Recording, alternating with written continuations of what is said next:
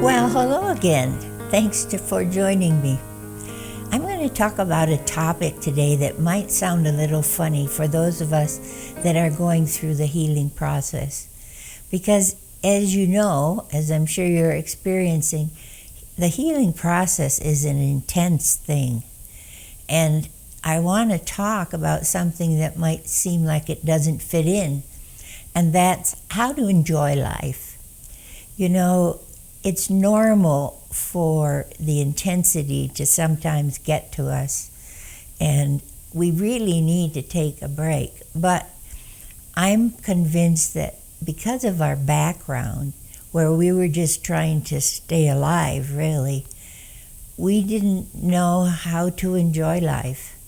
And it might seem funny, but I think we can begin to learn how to enjoy life, even when we're in the middle of the healing process.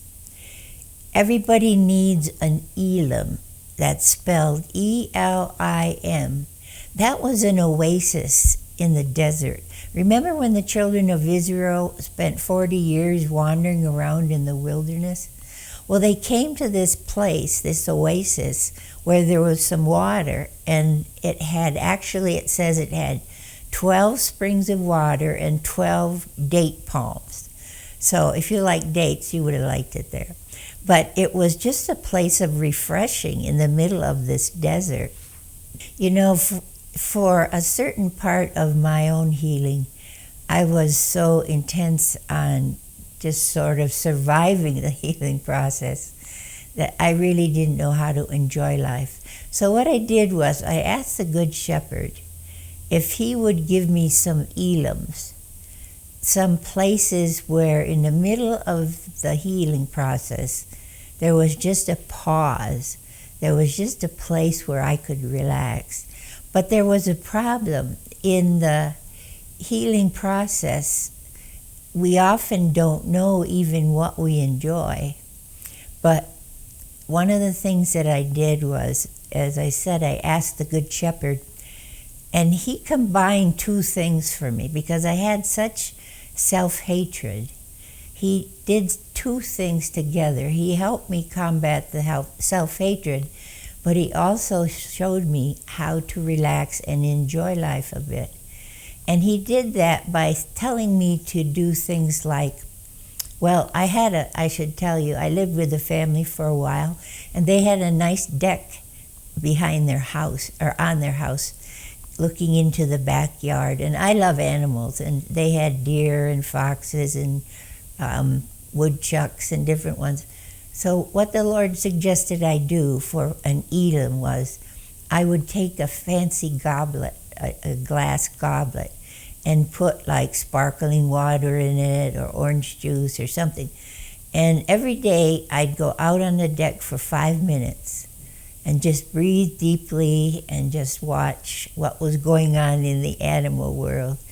And he also said to say things about myself like, I'm a nice person.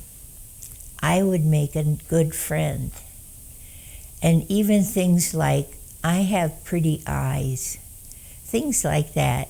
And doing that, 3 things that were true about myself while I was out on the deck just relaxing and learning how to relax, it really sort of fixed 2 problems. It began to address the self-hatred, but it also was helpful in learning what I would enjoy. I think when we were growing up, we missed the part about learning what we did enjoy. For example, if somebody said, what's your favorite color? We probably would say, I don't know. Or if they said, what do you really enjoy doing? I would have said, well, I don't know. So one of the things that I found was it's good to experiment with things and see what we enjoy. For example, there's a skating rink at one of the local skating clubs in town. And I used to go and just go watch the skaters and think, is this something that I would enjoy? Or another time I'd go do something else. I'd watch people making pottery, and I'd say, you know, I I think I'm interested in this. But it was a process of learning what was something that I could enjoy. And it didn't cost anything. Like I'd go to the mall and I'd say, we're going to find 10 different colors here. And then we're going to have a vote on the inside and decide what's our favorite color. So it was a way to have a variety of experiences so I could learn what was enjoyable to me. You know, we all need to have elims in our life, places where we can finally sort of let down and rest. One of the problems for us is that when we were growing up, our adrenaline was going full speed. It was so intense to deal with the flight or the fight kind of an idea that our brain was locked into. And even in the healing process, there can be just a flood of adrenaline. And so our brain even needs to find an elim where it can stop a minute and tell the adrenaline faucet that it can turn off for right now, or maybe just turn it down on the inside. Well, I hope that these simple ideas may be helpful to you. And again, thanks for joining me. I'll see you next time. Bye-bye.